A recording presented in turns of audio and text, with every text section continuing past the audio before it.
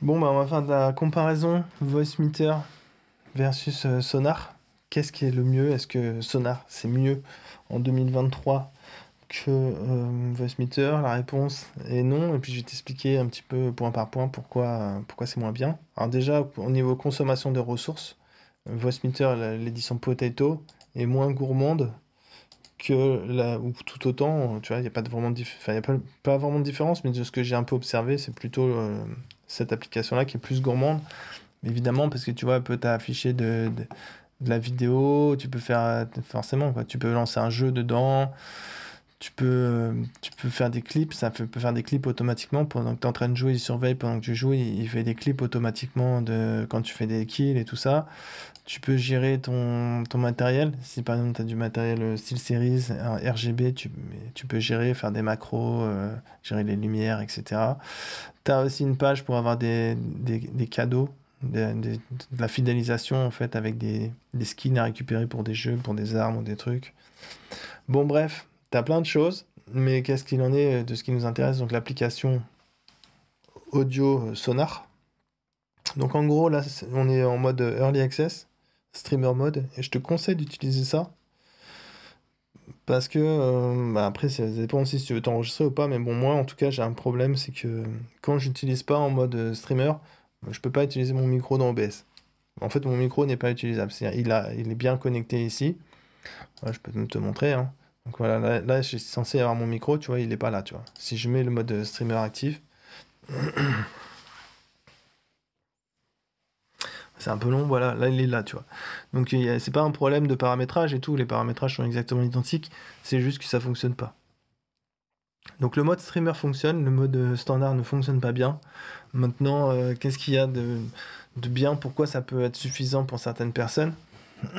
Alors c'est pas mal en vrai ce qu'ils ont fait là. Moi je trouve ça plutôt pas mal. Donc en gros t'as une chaîne audio. Là c'est un bouton pour gérer tous les volumes simultanément. C'est-à-dire si tu fais des écarts comme ça va conserver tes paramètres. Ça c'est pas mal. On peut toujours pas faire de double clic pour faire remonter les niveaux. Ok.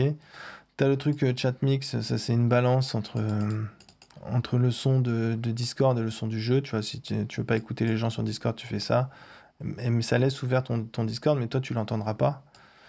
Donc bon voilà, je trouve pas ça vraiment très intéressant, mais c'est là. Tu peux utiliser ce qu'il y a sur ton stream. Quand tu fais ça, bah, du coup là j'entends mon retour de micro. En fait j'entends tous les trucs qui bougent là. Ça, et puis voilà quoi. Puis là j'entends plus ça. Donc là maintenant j'entends ce qui me concerne sur le casque. Donc tu vois, j'entends la musique, mais j'entends pas le micro. Voilà, parce que comment tu fais ça? Ici j'ai dit que je voulais pas ajouter à mon mix personnel. Donc je ne l'entends pas. Ah, ça m'a mis 24-48 le micro. Attends, c'est intéressant ça. 24-96, non, c'est vrai. Ouais, ça, c'est un truc que j'aime pas aussi sur cette application-là, c'est que je peux pas décider si c'est du 24-48 ou du 80-96, ça m'est imposé. Je pense que ça m'est imposé parce qu'en fait, sur tous les tranches qui s'appellent Game, Chat, Media, Aux, là, à chaque fois, en fait, tu as une application 7 points. Voilà, la spatialisation audio, là, en 7.1. Donc ça, quand tu l'actives, ça te crée un effet 7.1. Par exemple, là, si là, sur Media, j'ai de la musique, si je fais ça m'ajoute l'effet. Et en fait, cet effet-là, faut pas le mettre. C'est un effet de 7 points. Donc, c'est uniquement un effet que tu vas mettre si tu as un casque 7 points sur la tête. D'accord? Un casque sur onde 7 points. Sinon, ça ne sert à rien. Ça va faire un truc chelou. Ça va ajouter du délai. En fait, ça va multiplier le son. Tu vas l'entendre une deuxième fois avec un peu de retard. Donc, aucun intérêt. Pour ça, je comprends pas pourquoi c'est autant mis en avant. Enfin, bref, on va voir ce qu'il y a dans les effets. Donc, il y a deux types de pages. Il y a Game, Media et Aux, c'est la même chose. Et puis Chat et Mic, c'est la même chose. Donc du coup, on va comparer ces deux-là, par exemple. Donc dans Game, tu vas avoir plus de presets que pour les autres médias et Aux. Tu vas pas avoir autant de presets. Bon, dans Game, tu as plus de presets. Et tu as des presets donc, pour des jeux spécifiques. Tu vois, par exemple, pour Apex, apparemment, ici, tu as le bruit d'une grenade qui vole. Ici, c'est le bruit, je sais pas, d'un rechargement d'une arme. Ici, c'est peut-être un coup de feu. Ici, c'est peut-être des bruits de pas. Et puis là, les basses fréquences, on les dégage parce que ça parasite. Bon, en vrai, ça s'apparente à de la triche, ça, hein. Parce que tu modifies l'audio du son pour mieux entendre certaines fréquences. Donc bon, après voilà, hein. Après chacun fait avec sa conscience. Et sinon, bon, moi j'ai essayé sur Arc par exemple. Enfin, plutôt j'ai beaucoup joué à Arc et je sais que ça c'est n'importe quoi. Voilà, ça va te permettre d'entendre des gros dinosaures arriver de plus loin, un tout petit peu plus loin. Et ça sert à rien. Donc là, il y a un creux, ça n'a pas beaucoup de sens. Bon, bref. On comprend pas tellement l'intérêt de. Enfin, moi, je comprends pas ça. Pourquoi ils font ces presets là, quoi. Je comprends pour les tricheurs et tout ça, ok. Mais pour Arc, par exemple, ça a pas de sens, je trouve. Ça rend l'expérience de jeu moins intéressante. J'ai essayé sur League of Legends. C'est pareil en fait, ça ressemble la courbe est exactement quasiment pareil que sur Arc. En gros, c'est un boost autour de 100 Hz, c'est un boost au-dessus de 10 000 Hz. Et c'est pareil, ça dénature le son, ça rend l'audio moins bien, en fait, je trouve, personnellement. Mais bon, en tout cas, même si c'est nul, ce qu'il y a de bien, c'est que on peut quand même faire des paramètres comme on a envie, tu vois. Si tu as envie de booster cette zone-là parce que tu trouves ça mieux, bah tu peux le faire, quoi. Donc dans un sens, c'est quand même bien qu'il y ait ça, j'en suis plutôt satisfait. Donc spatialisation, ici je disais, je comprends pas trop pourquoi c'est autant mis en avant. Boost, c'est juste monter le volume. C'est bien qu'il y ait ça. Et Smart Gain, ça s'apparente à un limiteur. Donc ce qui est dommage, c'est qu'il n'y a pas assez de paramètres pour régler le Smart Gain, le Smart Volume. Donc un limiteur, c'est un truc que moi j'utilise sur mon casque ici, là. Donc sur ma sortie casque. Là, ça va être le son qui va venir, par exemple, d'un jeu, ou par exemple de Discord ou des trucs comme ça, les gens qui vont me parler en fait, que ce soit si quelqu'un veut mettre une soundboard ou alors si je joue un jeu qui est un peu en early access et du coup le son est un peu pas bien, tu sais, les sons des fois trop forts ou des trucs comme ça, bah, du coup le limiteur ça va permettre de bloquer, empêcher que des sons soient vraiment trop forts et empêcher de me faire mal aux oreilles. Donc voilà, si avec ça, ils font un limiteur, bon, c'est une bonne chose. Après, moi, ce que je reprocherais là tout de suite, c'est que bah, pour le réglage, c'est un peu difficile de savoir ce qu'on fait, quoi, parce que de 0 à 1, je sais pas te dire qu'est-ce que ça veut dire, quoi. Voilà. Donc peut-être que c'est efficace une fois que tu as appris à t'en servir, mais là, tout de suite, comme ça, c'est pas très intuitif, je trouve. Et ça rend pas les choses plus simples, en fait. Parce qu'il y en a qui disent beaucoup que c'est beaucoup plus simple que Voicemeeter, Smart Sonar, mais en fait, c'est pas plus simple, parce que tu sais pas ce qui se passe, en fait. Ok, c'est plus simple, il y a qu'un seul bouton, mais ça fait quoi? Voilà. Bon, voilà. Et sinon, pour chat ou mic, c'est pareil. Donc là, on a un égaliseur différent, c'est un égaliseur multibande. Bon, bah, c'est moins bien que l'égaliseur graphique. Je sais pas pourquoi ils ont choisi de mettre celui-là. Tu as aussi des presets, quoi. Évidemment, à chaque fois, on coupe les basses fréquences parce que c'est pas utile pour les microphones.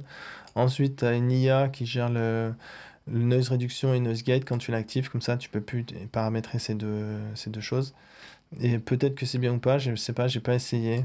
Faut voir. C'est de l'early access, donc ça peut être n'importe quoi comme un bon truc. Et ensuite, un compresseur qui se règle juste avec un bouton comme ça. Voilà, comme dans l'édition Banana de Voicemeeter. Voilà, la gate aussi, et la noise gate aussi, tu vois. Un seul bouton. Donc, bah, c'est pas ouf. C'est pas mieux que. En gros, c'est presque ce qu'ils ont fait là avec ce mode là, streamer, c'est presque à la hauteur. Ça se rapproche, on va dire, en étant toujours surchargé de trucs que tu veux pas forcément voir, quoi. Ça se rapproche de l'édition Banana de Voicemeeter. Voilà, sauf que dans l'édition de Banana, bah, tu peux faire en sorte, par exemple, que ton micro, tu vois, moi j'ai mon micro ici, qui arrive avec des drivers ASIO, et il arrive ici avec les drivers WDM, et du coup, bah, mon microphone, je peux l'envoyer dans 3 sorties, voilà. Alors que ici, techniquement, il y a mon microphone, il est envoyé soit à mon casque, soit au flux de streaming. Voilà, sur le stream. Mais ça veut dire que sur le flux de stream, je vais pas pouvoir séparer, ou alors faudra que j'aille. Enfin, c'est presque inutile en fait ce truc-là, c'est pas super logique. Je vais préférer avoir un flux où il y a mon micro, un flux où il y a la musique, un flux où il y a les jeux, un flux où il y a Discord. Tu vois, un petit peu comme on fait avec OBS. En fait, ils sont en train de faire une copie d'OBS une copie de Voicemeeter sans s'en rendre compte. Enfin, je pense qu'ils s'en rendent compte, mais ils essaient de faire genre. Ah non, non, c'est pas ça qu'on fait, mais c'est exactement ce qu'ils font. C'est normal, hein, ils peuvent pas faire beaucoup de choses différentes en fait. Comment tu veux faire quelque chose de différent? Tu peux pas. Voilà. Donc voilà. Sinon, bah, forcément, ça commence à se complexifier, hein, si tu compares avec l'édition simple. Voilà, c'est beaucoup plus simple, effectivement. Donc, il y a des gens qui trouvent que c'est bien parce que c'est plus simple. Moi, personnellement, je préfère quand c'est comme ça, c'est plus complexe. Et du coup, on comprend mieux ce qu'on fait. Mais bon, c'est encore très loin de ce que propose Voicemeeter ici, parce que déjà, bah, Voicemeeter, tu peux faire un envoi sur le réseau, d'accord? Si je vais là, ici, par exemple, tu vois que j'envoie du son vers le réseau, vers une adresse IP sur mon réseau Wi-Fi. Et sur mon réseau Wi-Fi, donc j'écoute le flux B1. Le flux B1, je peux le recevoir du coup sur mon portable que j'ai dans la main ici. Voilà, hop. Donc si t'entends,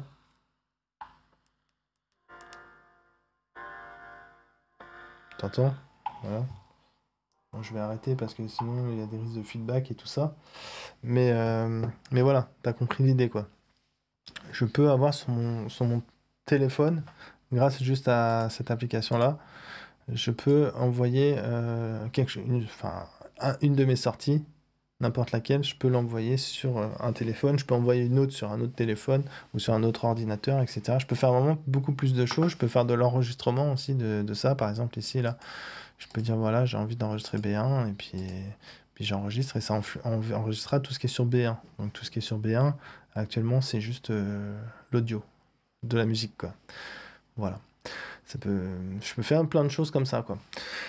Bon, bref. C'est pas comparable, quoi. Il y a beaucoup plus d'options. À chaque fois, tu as un EQ, tu as un compresseur que tu peux paramétrer, tu as une gate que tu peux paramétrer, tu as aussi un denoiser bon, c'est un denoiser, donc c'est quasiment useless.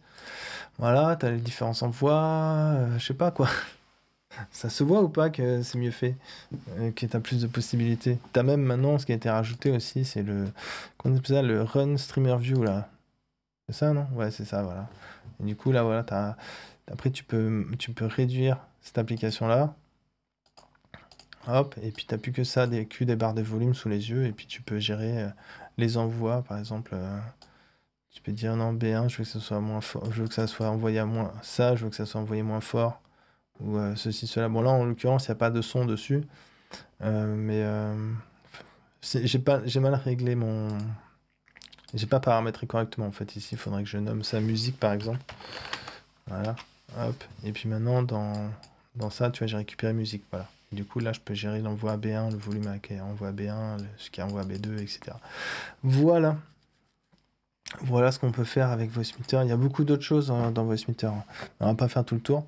Tout ça pour dire que, bah non, je pense que si tu veux vraiment quelque chose de très, très, très, très, très basique, qui est un peu comme un banana, édition banana simplifiée, mais qui consomme quand même plus de ressources que Voicemeeter Potato, à la limite, tu peux utiliser cette application-là. Je veux dire, tu pourras gérer ton casque SteelSeries, tu pourras aller faire des frags sur un jeu nul, tu pourras aller faire des clips automatiques et récupérer des giveaways. Sinon, si c'est pas ça que tu veux, bon bah si c'est juste pour l'audio et que tu veux pouvoir faire ce que tu veux, avec plus de paramètres, etc., bah, c'est Voicemeeter qui est devant, largement en tête, hein. Voilà, tout simplement. Donc voilà mon avis sur la compétition entre Sonar et Voicemeeter. Je pense que le gagnant ou la main, c'est celui-là. Puis après, bon, on peut trouver des alternatives mieux, hein. Si tu veux, il y a ça, par exemple. Ça, tu achètes une carte son à 500 balles. Et là, tu as ça, tu vois. Et pour le coup, ça fout une pétée à Voicemeeter comme jamais, tu vois. Et encore, pas si violent que ça, hein. C'est juste au niveau de la latence, surtout, où ça explose tout, quoi. Mais bon, bref, voilà. Donc, bah, je vais m'arrêter là, et puis bah, n'hésite pas à me dire, en tout cas, si tu trouves que Sonar, c'est bien, qu'est-ce qui lui manque, qu'est-ce qu'il y a d'avantage pour toi sur Voicemeeter. Pourquoi Voicemeeter, c'est moins bien, du coup? Qu'est-ce qui bloque? Pourquoi tu trouves que c'est trop compliqué? Ou quoi. Et puis sinon, si tu veux en savoir plus sur Voicemeeter, moi j'ai plein de tutos sur comment faire les réglages sur Voicemeeter. Parce que une fois que tu as compris, en fait, c'est vraiment pas si compliqué que ça, tu vois. Faut pas être ingénieur du son, quoi. Faut pas déconner non plus. Voilà, ciao.